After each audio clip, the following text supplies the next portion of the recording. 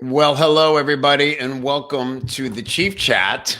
It is Friday, June 18th, and we are streaming live here on Facebook via StreamYard. So thank you, StreamYard, for this cool platform.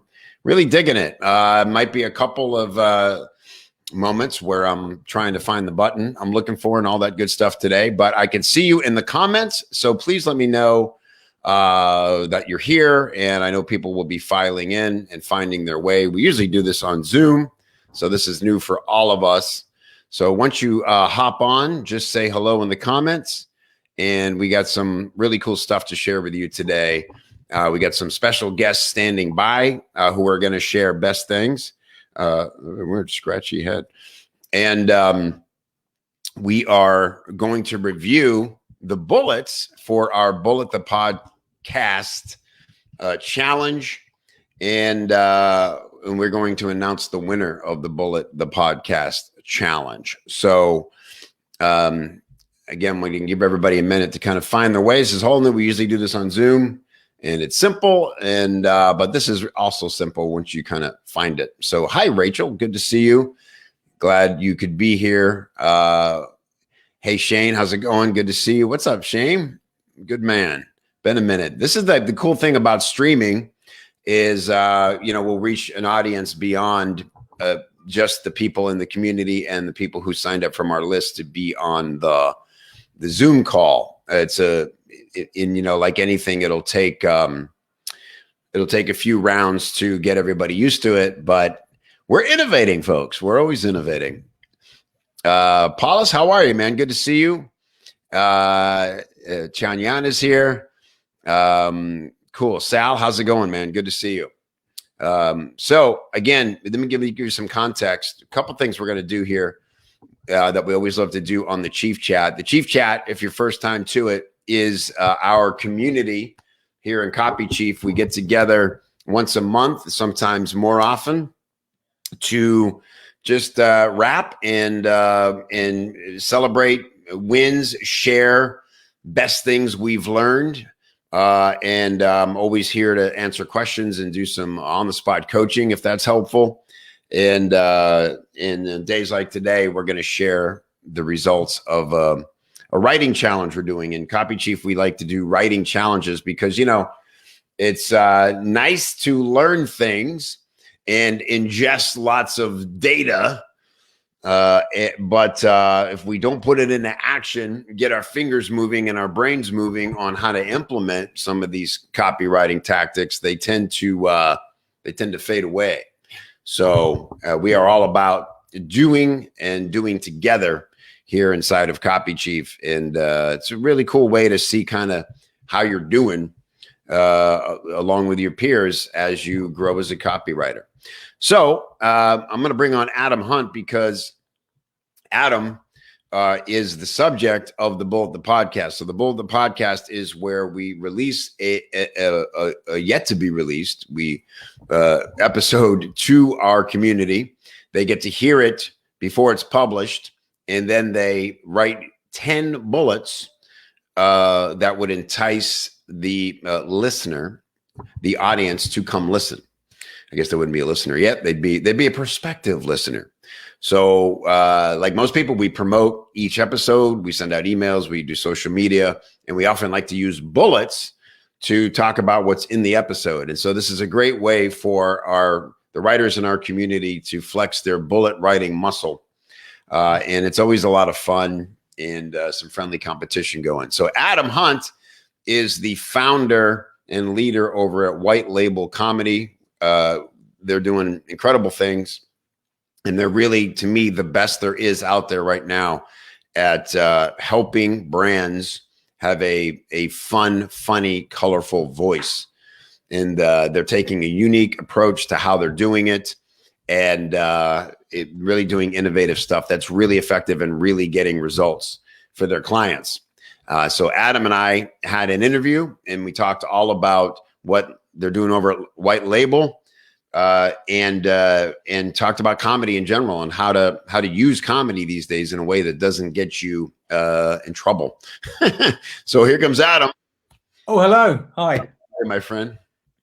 All good, yeah, all good. Like, been having a lot of fun reading these bullets because they're sort of giving me a fresh perspective on the thing that we've been talking about for years. Yeah. Yeah, it's cool, isn't it? When other people and your stuff is very everybody immediately, as I knew they would, went and downloaded your freebie, 20 Jokes That Sell. That's over at whitelabelcomedy.com/free. It's where anybody can go download that. And you can't hear about this and not want it. You're essentially giving people the joke formulas that you and your team use over there. Yeah. You're not wrong. It's kind of like do you know what? It's the best of the last 2 or 3 years of our work condensed into a ton of formulas people can steal. And it's, we haven't had like a freebie lead magnet for a while because everything we invented that was free ended up being so good that we end up selling it. We're like, all right, this one, I don't care how good it gets. This is free, because otherwise, how do you bring people in? But yeah, so it's quite nice having something that people love so much that we charge for. I like that. You've made a vow right here on the first live stream. Charge for that. Chief Chat. He will never charge for 20 joke formulas, for 20 jokes that sell. If you want 21 jokes that sell, it's going to cost you a ton. Yeah, then there'll be a huge. You're going to have those, yeah.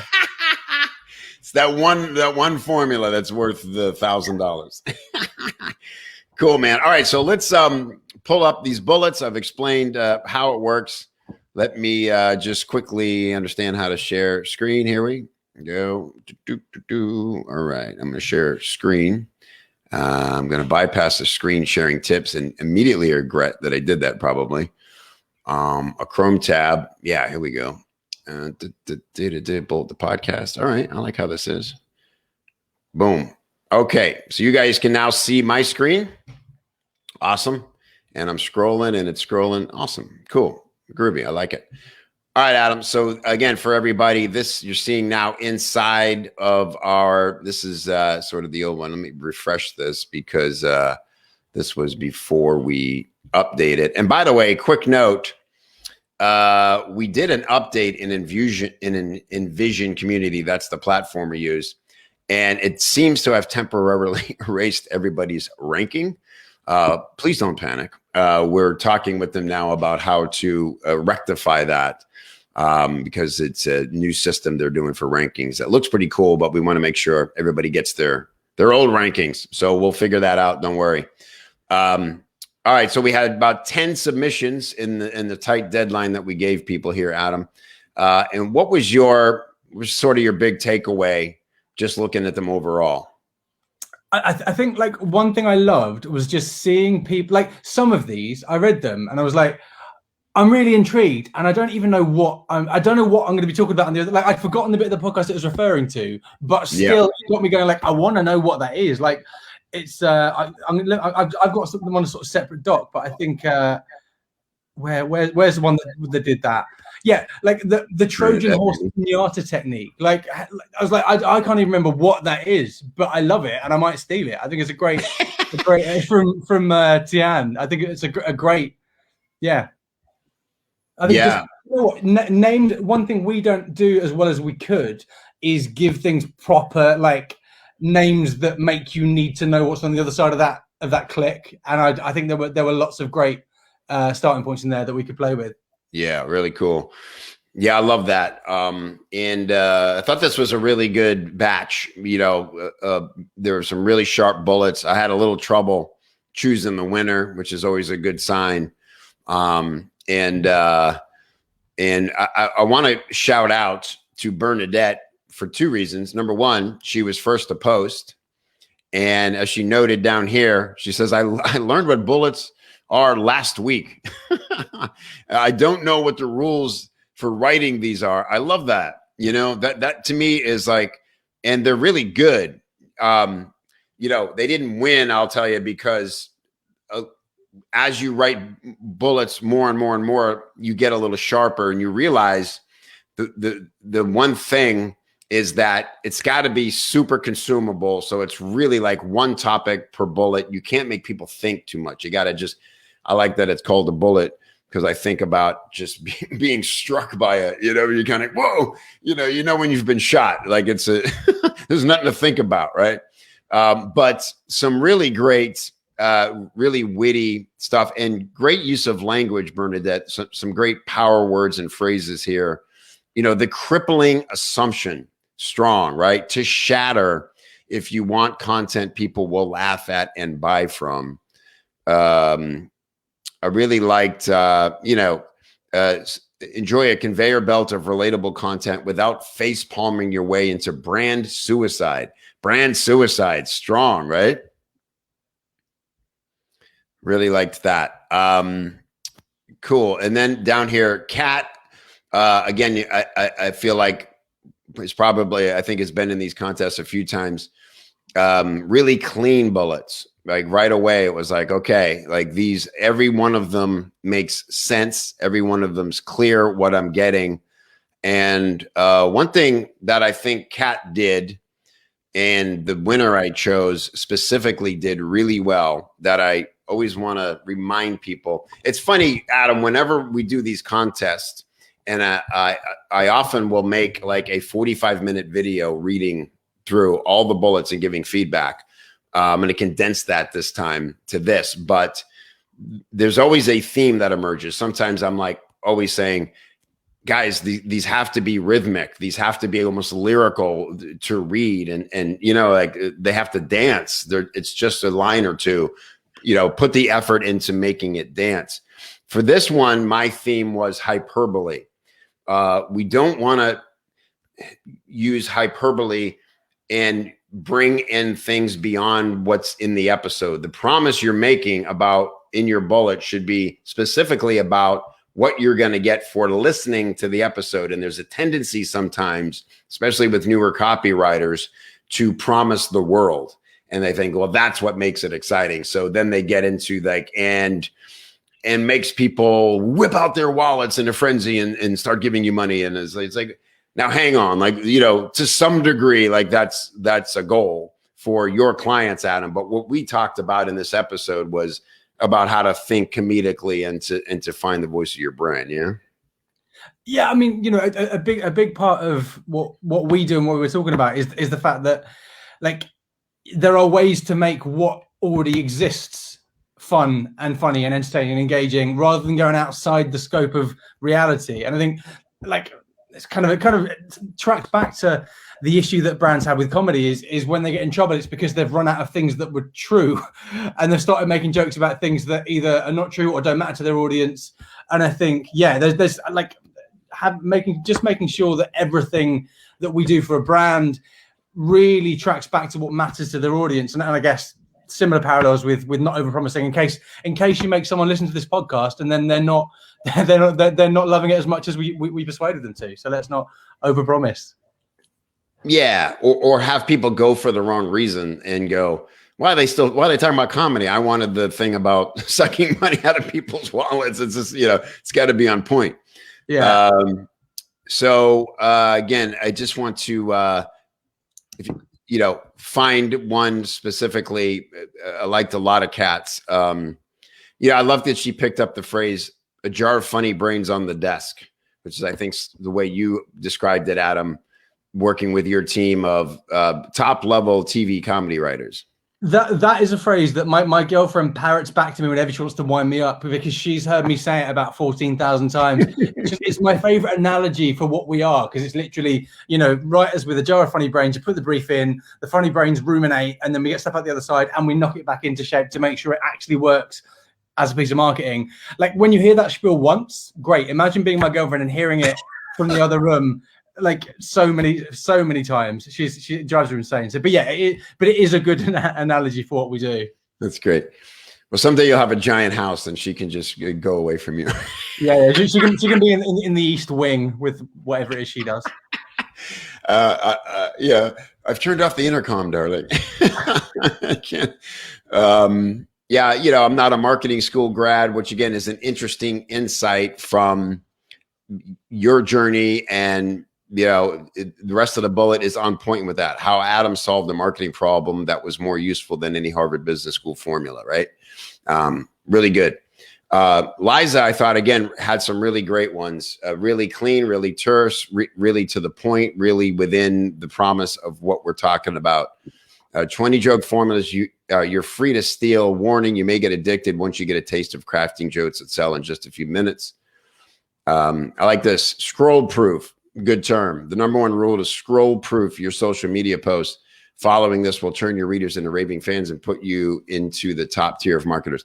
Again, I'm going to point out this is a bit of that hyperbole where it's like, well, I don't know if we said that. Not that we want to like not be exciting, but this is where we got to kind of like curb our enthusiasm sometimes and just make sure it's on point. Yeah. I think with this one, because really what our content promises and what we know is it will turn your readers into raving fans. That's something we say, but it's not about being a top tier marketer. It's about giving your audience stuff that isn't shit. It's about giving your audience content they actually want to read and want to engage with. And I think actually that's a more important benefit to our clients than being a top tier marketer. I think it's the simple function of having content that isn't ignored is actually more powerful than any hyperbolic claim about. Yeah. Exactly. Right. So a lot of great bullets here. But again, what I love is I know I have a lot of good submissions when I have to find sort of one criteria that the winner did all the other things good, but did this the best. And then it's easy to choose. And that was the case with this. Prashant, these were, again, like, just like, look how nice and clean they are. That to me shows a writer who took time, who edited down, who made sure they were saying what they wanted to say in as few words as possible. Don't wait for the muse. Unlock the mystery of humor with Adam's game-changing 6-column matrix. Great bullet. Makes me want to go know what that is. I think one thing I really liked about Prashant's, it was this one here. It's super simple. It's not that exciting, but just how the traditional client avatar may be preventing you from connecting with your reader. Because, like, we've built this model that does similar things to, your client avatar might, but it takes it to a new place and a new level. And I just really like framing the sort of, the curiosity around, like, interesting. What, I thought it was all about avatars. Oh, what is this? It's kind of positioning it as a new answer. And I think I would definitely want to find out what it is about the way I'm dealing with, especially as I think marketers all know that the way we deal with client avatars is a little bit hokey and a little bit lazy. And so we're already aware that they're not doing us a service. So even though it doesn't sound like the most exciting bullet, that would get my attention. And I think our ideal clients likewise would be a little bit triggered by something that subtle. Yeah, that's great. Exactly. This can be so much if it's just the right fact. Doesn't have to be always the snazziest wording. Antonio, I had some fun with because he submitted 4 bullets. And he's been in this competition many times. I gave him a confused emoji and he was like, I'm panicking. Why the confused emoji? I'm like, well, because you said, this is what I've got and I may or may not add more later. And it just brought up a little conversation as a side note, as a lesson to freelancers, like brought up a good question. It's like what I said was, when life, first of all, my hard rule was always, never miss a deadline. John Carlton really pounded that into me early in my career. He's like, it's part of your integrity. You just don't miss deadlines. However, sometimes life interjects and you really have no choice. So then you're left with a decision. What do you tell the client? Do you send them what you got and ask for some leeway? Or do you say, I'm horribly sorry this happened. Here's the situation. I can have you what I expected to deliver on this date and let it be its sort of in its full glory. And for me, Adam, I'll be curious to hear if you guys have ever faced this scenario because you got a lot of moving parts and a whole team to rely on. For me, I never wanted to show the work half cooked because then I just knew it was going to change so much before. I never let clients sometimes would ask, can I just kind of see the process and see where nope, never. I will not show you a half-baked pie, and you're going to go, I'm not eating that, So like my lesson there was like, I would rather ask for forgiveness, give a new date and turn in the full draft. It's a conversation we've been having internally actually, because if we are sending someone a batch of jokes, the first impression is so important. And that means that if you put the good jokes alongside okay jokes, people are like, oh, these are all a bit, they're fine, you know, they're whatever. And our account manager was really pushing for the idea that maybe, just maybe, if we wrote a sort of first handful, then sent it to them and then gauge their feedback and, you know, see how that. I was like, no, because they need to open that document, see all 20 or all 40 and be like, wow, that's why I hired these guys. They are amazing. They've blown me away. And anything less than giving them our very best the first time they look at a document is just, you know, not going to work. And I think it's, you know, it's those first impressions count. And if you're buying copy from someone, you want to be blown away the first time you read it. Otherwise, you're even if the final draft is brilliant, you won't believe it as the client. You don't believe it's brilliant. You've been ruined by that early draft. Exactly right. Yeah, I'm the same way. Maybe it's because we're sort of performers, and that's like we think about the show, we think about the curtain opening and what's there. Yeah. But yeah, I'm the same. I was always the same way. I was like, I made the mistake maybe once early in my career, and that's exactly what happened. It's like no matter what happened from there, it was tainted. It was different. There was no curtain opening, you know. So yeah, they can't see rehearsal, man. Definitely not. No way. So it was a good lesson. All right, cool. Sorry, let me get back. So I'll quickly move through these and I want to highlight a few more. I'm going to come back to Siobhan. Am I saying it right? Is it a V or a B pronounced? I'm glad you're here. It's just an honor to be nominated, she said. I want to, how would you pronounce that, Adam? Are you saying Siobhan? I'd say Siobhan. Siobhan. That was my instinct too. It's probably up to Siobhan, but yeah, it's up to her how we say it. But let us know if we're saying that correctly. Ian, again, some really good bullets, and Ian did a good job of packing a lot of information into his bullets, but they are a little long. And so my note to Ian would be, I would have edited a little bit more on content. Most of your, as I recall, your last facts could have been removed really without deducing the power of the bullet. So I'm always for people like finding their own style, and sometimes your style is long bullets, but there are situations where you have space limitations and you need really short bullets. So it's always good to practice saying more with less. Any thoughts on that, Adam? No, just I agree entirely. It's like it's the same as with a joke. Is anything that gets in the way of the punchline is not relevant, not necessary. And if there's something else you want to say that's not part of that formula, start a new bullet, start a new joke. You know, I think the first one's a great example because you could call out the fact that I was Big Brother, and that is in theory kind of cool, but actually you're getting in the way of the message, which is that we've used comedy to help billion-dollar brands create content, and you're sort of losing that. So I think I would sort of go, okay, that's my Avengers Assemble one. What can I do with Big Brother? If anything, I would say so. Yeah, one thing, make one point. Yeah, make one point. There's another one here. Oh yeah, I like this one. You know, again, I just don't need the last line. The sad test your joke must pass. Learn the 3-word phrase that Adam uses as final quality control in his process. So I would have focused more on how do I end that fact with a punch, rather than saying if your joke fails this test, throw it away immediately. You know, it didn't add anything really to it. It's just trying to increase urgency. But if you put that same energy into making this punchier, I think we got a super strong bullet there. So good note. And again, good batch overall, Ian. Chrissy, again, good stuff. Showing a lot of personality, playing with spellings and things.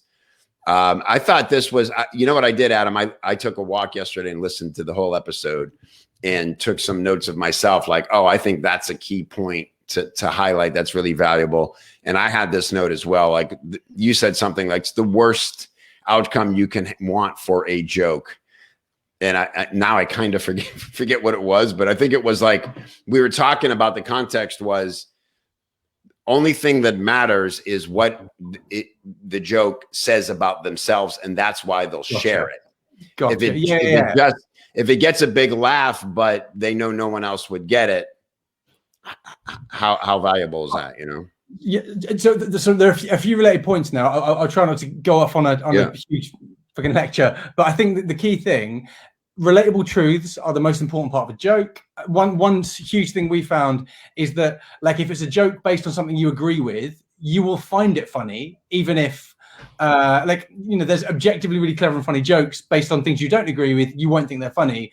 So nailing the truth and getting to understand what someone believes in is, and then delivering kind of a half joke, actually they'll see it as more funny. So that is a better joke. So, you know, it's finding out what makes them tick and what they'll go, oh, that's so true to, is the most important part of writing the joke, not writing the joke. Once you've got the truth, then layer on a funny twist or a funny comparison, and you kind of got all you need. And I think, you know, the related point is that just the biggest mistake any brand can make is just starting out by trying to be funny rather than starting out by asking themselves, what can we give our audience that represents them and who they are, that they will react to and go, oh, that's so me, and then want to kind of pass it on and share it. That was kind of everything condensed. No, that's great. But I think that if I could condense this whole episode into one phrase, it was like, that's so true, and that's so me. Was that what it was? Yeah.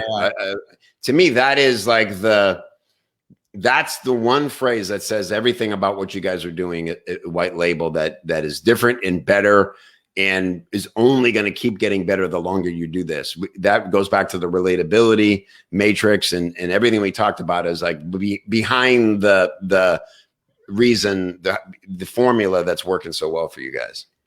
Yeah, I think, do you know what? Like, one thing I love is that because I'm not actually a comedy writer, so I'm just in pursuit of systems I can use, like machines I can use to put comedy writers through that get me good stuff out the other end. So we are constantly evolving our theories, and it's, you know, it's a ridiculously fun world, but it all seems to track back to just what does your audience believe? Everything we've tried to do, all the successes track back to that. So yeah, that's the biggest lesson for anyone. Yeah, awesome. Okay, cool. So Chrissy, some good stuff here.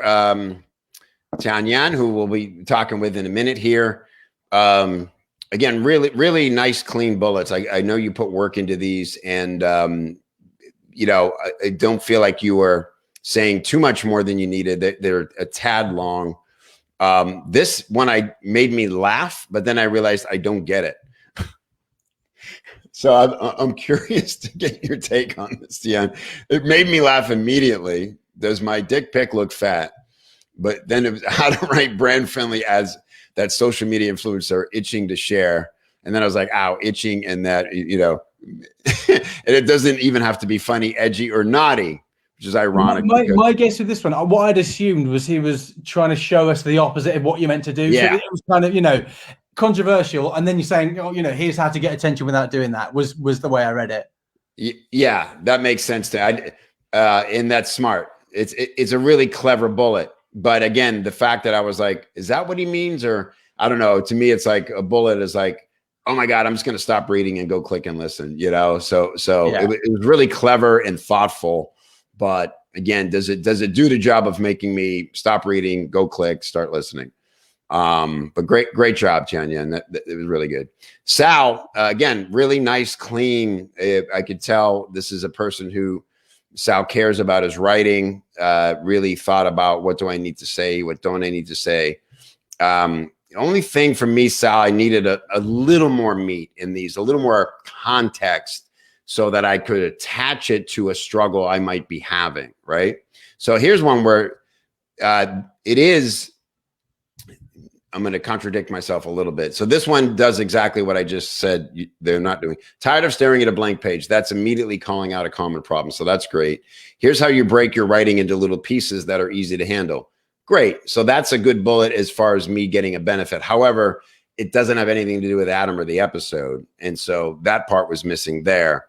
And I guess a lot of it was that these are good bullets, but I thought a lot of them could apply to almost any sort of copywriting lesson, and we wanted it to be specific. Like, why do I need to hear this interview with Adam? I think that's, you know what, that's key actually, and I think it's really important for us in working out how we talk about what we do.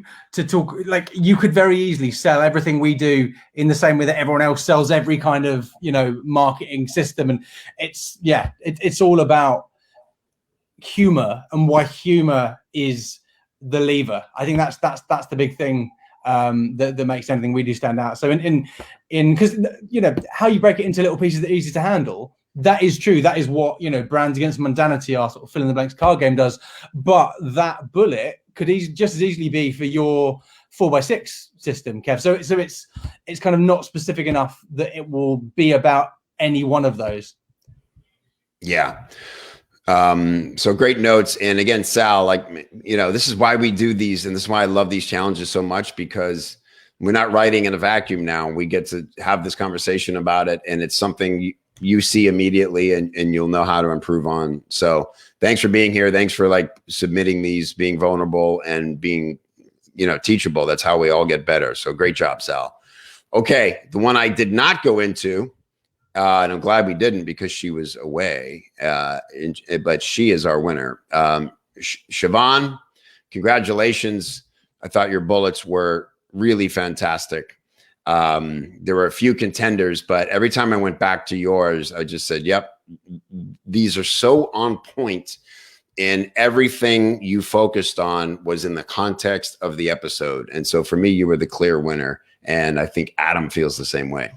100%. Do you know what? Like, I often, you know, tell the story to you know, potential clients about, you know, my route from TV through to what we're doing now, but referring to me as a TV anchor whisperer, I just thought that's brilliant. Like, that's so visual. That's such, you know, that is such a visual way of describing what I used to do, and that made me really laugh. I think even just like Adam's lost week that led to his client to react, you know, that is so brilliantly intriguing. And actually, one of the bullets above from Bernadette was focusing on the same story, and in a way that I really enjoyed. I think it was something along the lines of, you know, a week locked in the cupboard and never showering, and, you know, right. that was really great and visual. But this really proves that less is more, because just giving me a lost week, that's like almost like a bigger, more intriguing story that I need to know the answer to. Whereas some kind of longer bullets can give you too much of the story for you to need to go and get it elsewhere. So yeah, I just think probably like 4 or 5 of these I would be very easy just to slot into our own, you know, our own materials and go, yeah, that's on the money. Good. Well, maybe she'll give you permission. And you never know. You never know if we ask nicely. Very cool. Yeah. Like, again, that hive mind of copywriters. I can see it. You know, Paris on Poppers always says, like, if it was on a screen, what would I be looking at when you're trying to describe action or something, right? And so it didn't just lean on the jar of funny brains, but gave it more context even. What was this? I love this. A sneaky strategy to make your jokes appeal equally to smug people and idiots. Idiots, boom, ends on idiots. That's strong. And that's kind of exactly how you said it, but she really took it and almost ramped it up how you said it a little more politely, Adam, in the interview. Yep, go ahead. Just what I like is she's taking something that I've said in passing, sort of just describing an element of the matrix and how we break it down, and just like put it front and center in a way that we hadn't thought to. So I think, I think I like it. It's seeing the intrigue in the stuff that we just throw away as a non-event is a real skill. You know, she said, you know what this says to me? Like, first of all, writers are always like super honest about their sources, but she went to your website and did further research beyond just the episode and used that. That's being resourceful as a copywriter. And again, it shows, here's the final result. So Siobhan, congratulations. Great job. And you are the proud owner now of a Copy Chief t-shirt. And bragging rights, we will be using your bullets in the promotion of the of this episode on our show notes page, and we will be giving you full credit and linking back to your website or your contact, your LinkedIn, wherever you want us to send people. So really great job. Thanks for participating, and you killed it. Awesome. All right, Adam. Thank you so much, man, for making time and going through these with me. Pleasure. Again, everybody, whitelabelcomedy.com /free or whitelabel.com /store. If you want to see all the great products that Adam and his team have, really fun stuff to interact with that'll get you writing comedy, even if you feel like the biggest stiff in the world. So thanks, man. Yeah, do you know what? We've made some very fun, very silly shit that people seem to enjoy buying. Somehow we've turned a card game into a writing tool, and people are actually using it. So yeah, I won't pitch it, but thanks for having me around. Great. Yeah, thank you, bud. I appreciate it, man. Talk soon. Have a good weekend. See ya. Awesome. Cool. That was fun. I hope that was helpful for everybody. I'm loving this StreamYard. This is really easy to navigate. And after a couple go-rounds, I'm really feeling it. And so welcome, Shaba. Shaba is asking, yeah, there's not a Zoom. We're just here now for the time being. So once we get everybody used to it, this will be where we are. Let's go to bring on our friend Joshua Lee Henry. The only problem I have right now with StreamYard, and I think I need this sort of a producer on this. Lolita was supposed to be here, but she's like in Death Valley with her family and like has no Wi-Fi. But I can't pull people up from the audience like I'm able to on Zoom. That's my only hassle with it right now, because I love being able to spontaneously just bring people on. But fortunately, we have a couple of our awesome badassadors who have agreed to come on and share either their best things or have a conversation about something I teach and coach. So right now, let's bring on Joshua Lee Henry, one of our great ambassadors and a fantastic copywriter and super cool and smart guy. How are you, Joshua? Good to see you, my friend. Hey, can you see me and hear me? Sure can, man. You look great. This is fun. I like this new setup. You know, you only learn things when you change and you try and you experiment. Yeah. And that's why we test as marketers. And so this whole platform, it's different. It's fun, but I'm liking it. I'm getting the hang of it. So thank you. Yeah, we're all learning. I'm digging it so far too. Yeah, absolutely. And so the best thing is, now what happens if I do that? That's me. Whoa. Okay.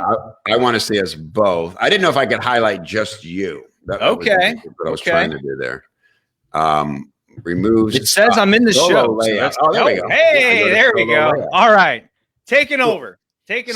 All right. So give us your best thing. People will understand. Well, you know what? So every summer there's, any day above ground is a day to celebrate, in my opinion. But every summer on June 1st, I have a special celebration because it's the celebration of my entrepreneurial freedom, being freed from the chains of a 9-to-5 and embracing the life as a freelance copywriter. It's my annual, anniversary.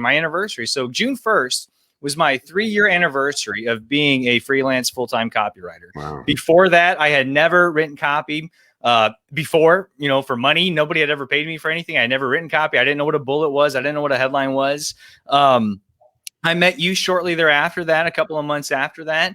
And actually, I've told this story many times, but I was fired from 3 of my last jobs before deciding to become a freelancer.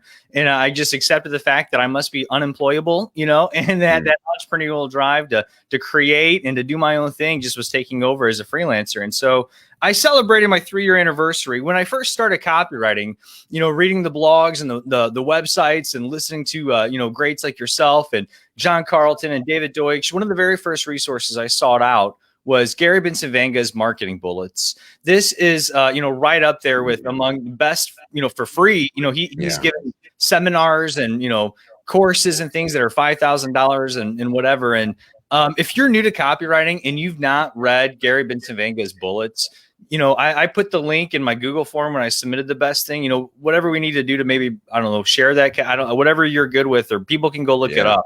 But it's about 15 years old or so, but it's definitely worth looking at. And one of his very early bullets in that newsletter correspondence was what he calls the secret of the red shirts. And I don't want to give it away. I want you, the viewer, I want you, if you're watching this, go read that. Just Google it and go read it. It's, 1,000 words or so. But what it's all about is teaching you to focus, to set a clear, compelling goal that is emotionally involved, something that you desire, something that you're willing to sacrifice and commit to pursuing, and focus on that goal, getting very, very clear and letting go of every other distraction, letting go of every other opportunity, even good opportunities to pursue that one goal that you have in mind. And I knew starting out as a copywriter that I wanted to get into the financial niche because that was the most competitive. It was the most, lucrative. It was the reputation for being the hardest, most difficult copywriting niche around. And so I set my eyes on that goal and I pursued it relentlessly. 3 years later, Kevin, and I've written 12 financial promos. I've sold millions and millions and millions. I've got a front end real estate investing promo that's done over $10 million since the start of COVID. And it's still pumping out $55,000 on average every single month. And now I actually have a full-time contract position with Money Map Press, one of the Agora companies that, in my opinion, is the best financial marketing, publishing company, in the world, and I work with the best financial copywriters in the world. And right now, I just had my very first promo with them go out about a month and a half ago, and it's the #1 converting front end that we have right now. Wow! And I have a back end that's getting ready to come out, or if not the end of this month, first of July. And so it's just congrats. That is fantastic, bro. Yeah. If you've been struggling with, opportunity overwhelm, or you're not sure where to focus your attention, your energy, and your time, I would just say, just go read Gary Bencivenga's Secret of the Red Shirts. Take an honest, hard look at yourself in the mirror, get crystal clear on what it is you want to desire, and let go of everything else that inhibits you from, achieving that goal. And if you do that, I mean, again, I'm a big personal growth junkie here. If you do that, I promise you, I'm living proof. If you pursue your goals, you will reach them. And that's beautiful. Great job as always, Joshua. So inspiring. I love your ability to state facts about yourself without fear that it's going to sound like bragging, because it doesn't. Because you put in the work, but I know your heart comes through always that you want this for other people. Yes. And you're giving us the source. 3 years from, like you said, almost knowing nothing to what you're achieving now. What a ride. And I want to mention, this is a man with babies at home, a young family. And Joshua, you just always remind me that we always have to be immersed in the motivation we need to achieve our goals. It can't just be the work. We also need the mindset. Yeah, exactly. It's head, heart, and hand. You have to have the knowledge, but you can't just let knowledge sit. You have to apply it with your hands. And if you're not motivated and passionate to pursue it with your heart, you won't be able to persist. You won't be able to persist through the difficult times. And so head, heart, hands. I'll leave you with this if I can. I think Bill Gates said it first, but I believe it's true. People overestimate what they can do in a year, and they underestimate what they can do in 3, 5, or 10 years. 3 years ago, I didn't know anything about copywriting. Today, I have personal conversations with Mark Ford and Bill Bonner, the founders of Agora, and they look at my copy. And there are other copywriters, the best copywriters in the world, that you don't even know of, that people don't even know of because they're behind the scenes. Right. And those are the guys I work with. It's fantastic. It's a great story that is just still unfolding. It's new story. And so I love that you share so openly, and thanks, man, for the inspiration, and thanks for coming on today. I really appreciate it. I know your time is valuable. Thank you for your leadership and your mentorship. And if you're not a part of Copy Chief and you're watching this streaming on Facebook or something, you need to join today. You're out of your mind, I tell you. Yeah. Thanks, Joshua. Have a great weekend, brother. You too, man. See you later. You, man. So good. I'll tell you what. Here's the thing again. That is where you can find Gary Bencivenga's marketing bullets. They're little lessons. Forget exactly how many, but if Gary did a very good job of retiring. I have to tip of the cap to Gary for that. I have tried very hard to get him to come speak at events. I'm fortunate to have a little bit of a relationship with Gary, and he's such a generous person. He explains fully why he has to decline my invitation every time.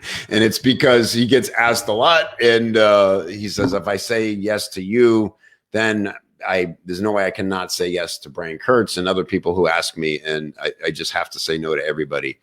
And the only appearance I've seen Gary make since he truly retired was on Clayton Makepeace's tribute a few months back, and it was really special to have Gary there.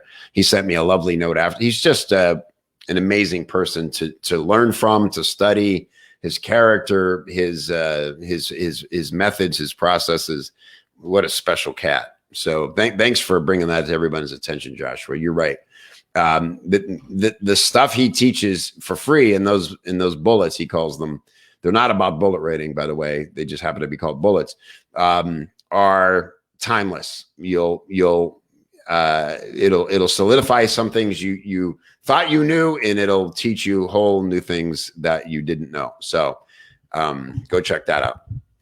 Awesome. So what else do I want to tell you real quick? That Copy Chief Live is absolutely a go. Just a quick update on that. Save the dates, November 8th through 10th. 8th through 10th of November, at the very end of hurricane season. I've always been wanting to push our dates back because there's nothing like the panic of a new storm brewing a week before your event goes live. So we'll be pretty much out of hurricane season. I think the temperatures are always nice and cool. It's fascinating how hot any place can be in October in Florida. Just will always blow your mind at how hot it can still be. The weather is going to be fantastic. Just as it starts to get crappy, other places, Florida is like a paradise in November. And the event's going to be the best ever. There's a lot of, it's like a slingshot's been pulled back. I can just feel everybody's excitement and eagerness to get in a room together. And I'm at the head of that party. So I can't wait to be with everybody. More details soon. Tickets will go on sale in August. To the public, they will be on sale a little before that in July for the members with the discount. So if you're not a member of Copy Chief and you want to come to by far the best copywriting live conference, 3 days together, and the best information, the best camaraderie, the best networking, really so many lives have changed. Just the connections we've made between clients and copywriters at the prior 3 events, over $500,000. That's that we can even count. That's contracts that I've practically seen with my own eyes that were signed at the event or soon after the event from people meeting in the networking sessions.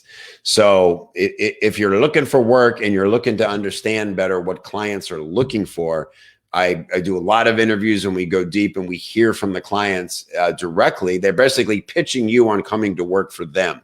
So make sure you are at the next Copy Chief Live and stay tuned for more information. All right. Tian has been waiting patiently. And thank you, brother, for coming on. I know it's late where you are or very early. And really appreciate you being dedicated to helping us get this first one up and running. And it's good to see you, man. Well, it's good to see you too, Kevin. Thanks very much for having me. Yeah. So I have a question. I think a lot of people struggle with this too. It's a unique DNA question. So I'm trying to figure out my unique selling proposition, and I kind of need some perspectives. I've identified that 3 skills that I have will be the copywriting bit, the NLP bit, and the data science bit. But trying to dial that down to a specialization, to a particular niche, so I can concentrate on authority content for that, it's a bit of a challenge. And so I just thought I would get some perspectives from you and from everybody else, because it's one of those things you can't do for yourself. You can't do brain surgery on yourself, even if you're the best brain surgeon. Right, 100%. And thank you for that. And by the way, a quick funny story, just to relate to everybody how true it is that it'll never be harder to write for anything than yourself. You know where I fall apart as a copywriter, Tian, is whenever I'm writing a job posting. You know, we're doing a lot of hiring and Copy Chief as we grow, and I always want to write a job description that sounds like us, that sounds like, hey, it'd be actually fun and these people are doing cool things. And it just comes across as the most rigid. It's horrible. And I asked my friend Adrian from a book from Run Like Clockwork, because she always has these like super fun, and I'm like, oh my God, I want that job. So I'm like, can you look at this for me? And so she makes me a loom, and she's going, I feel weird having to tell you this, but I think what you need to do is flip it so that it's actually interesting to them. Yeah. Right now it's all about you and nobody cares about you yet. You know, I'm like, of course, it's copy 101. So I totally get why it's a struggle to figure our own selves out. I would say this, man, my answer is always, I always believe, you know, we talk about authority content. And what it is. And just for some quick context, if people don't know, it's like the stuff you write about what you do that shows your work, it shows your thinking, it shows your process. And by virtue, because it delivers value, it positions you as an expert. And when you're creating authority content where you're diving deeper into discovering your own process, I think that's when we're able to start to boil it down to the essential elements and come up with phrasing, because it keeps coming up for us, that makes it easier to describe to people, especially when there's like 3 components to it, like there is with you. And so if you're writing, you know, one could be specifically about how copy and NLP, how NLP works in copy, and maybe how it doesn't, how people have done it poorly, which I've seen a lot of. And then I think tying that to data is really interesting. I haven't seen anybody quite do that before. And resist, Tian, the urge to always have to write something new, because I think we all do that as creatives. We start to think, oh my God, I'm just repeating myself, and people are going to like roll their eyes at me and go, dude, I've heard you say this a million times. Trust me, like, you need to iterate on it, and that's where the magic comes from. And people are never going to read something from you once and go, got it, okay, what's next? They're not thinking that. They want to see repetition because it shows congruity and consistency. Wow, okay. So focus on the coherence of it taking shape rather than trying to turn everything new and be the next best thing, kind of. Yeah, or thinking that, oh, I got to figure out exactly how to word this as a bat signal, as a tagline, so where people get it. Let it just unfold organically. And as one thing I was saying on this latest round of RFL to people about this was, I want to focus less on having the perfect phrase to describe what we do and what our specialty is, because get across as much as people can consume in this sort of tagline. And then if it's interesting enough to them and seems relevant, they're going to read a couple of paragraphs that unpack it more. So give yourself that space to describe it, especially if it's a little more complex like yours is. Yeah, it gets really unwieldy if I say, I'm a data scientist, NLP turned copywriter. Longest name ever. Yeah, it's a lot to unpack. And like, well, what does he mean by that? And again, like a good bullet, it's supposed to kind of go, oh, cool, I've been looking at that. But I would say what you even just said there is actually okay.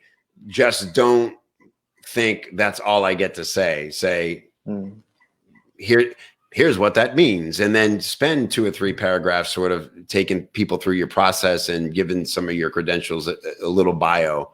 And again, if somebody's specifically looking, even just for an NLP practitioner who really understands copy, they've heard enough to fill out your form and want to get on a call or whatever's next. Yeah, that makes a lot of sense. The closest I ever heard, like a combination of all these 3 things come together, is when Brian Kurtz was describing Clayton Makepeace as a triple threat, where you understand copy, offer, and list. And data science is pretty similar to list in the sense that I know the regression, linear regression, the RFM, and all that stuff. But then I have to educate people what is triple threat. Yeah, so that's where my thinking was. But yeah, that's helpful. Thank you. Is it helpful? Good. Yeah. Let me ask you just real quick. Have you been writing or resisting to write authority content for these reasons? Or do you feel like it's easy for you to write about it? I think it's easy for me to share what I already know. I just feel that the breadth of copy and the breadth of data science is giving me a little bit of an ocean, and I have to go explore to come down to one simple thing. And the challenge with data is that I kind of have to see your data before I can do anything useful with it, as opposed to a copy where I can create something immediately and put it as part of my portfolio. So that kind of thing. Yeah, great point.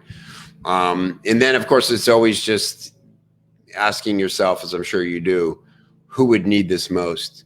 Who's already aware of the importance of all these things? And geez, if you can just get in front of them with an article and then write about them, if you see them using it, if you see them aware of it, use their marketing and some of their stuff as examples in your teaching. That's when it gets really powerful. Yeah. Okay. Cool. Thank Great you stuff. very much. I'm Thank sure you. everyone else will also get a lot of benefit from it. I'm sure they did. And great question as always. And again, thanks for all you're doing, man. You're our newest ambassador, and you're just, man, really like going above and beyond always to give people great information and asking us great questions about, and, you know, with the community, it's a living, breathing thing. And it takes all of us like going, how could we make this an even better experience? So thanks for leading us on that, man. I appreciate it. All right, brother. Good stuff. Well, this was really fun. So how did you guys like the format? Tell me in the comments. Was this cool for you? Was it smooth to watch? Was it weird because it's on Facebook and there were other distractions? Did you feel more distracted than when we're just on Zoom? Did it feel less intimate? I'm just curious. Give me a couple, your general assessment, if you would, in the comments. I'd just love to hear how it was for you. For me, it was cool. I really like how I love the extra little features. Like I can show someone's comment at any time, and that's really cool and helps engagement, makes for an more interesting rewatch. Alex says it was a little weird because it's on Facebook. Yeah, that would be my concern. Royce thought it was very clean, so that's awesome. This is why I love having a private community that's not on Facebook. Everybody defaults to Facebook groups, but your brain is different on Facebook and on social media. Rachel says it was smooth. I prefer Zoom at this point, but it always takes time to get used to Zoom. Yeah. Right. I think we all have ADHD. not to diminish your plight, but I think we can all relate to just being easily distracted by bells and whistles. So, all right, cool. Thanks for sharing that. Again, we'll continue to experiment and try to lead the way and share what we learn with you, because that's what we do in Copy Chief. Thanks everybody for being here. Thanks to all the contributors. Congratulations, Siobhan, for winning the bullet contest, and everybody who entered. Man, you make us all better. Appreciate you, and we'll see you on the next one. Bye-bye.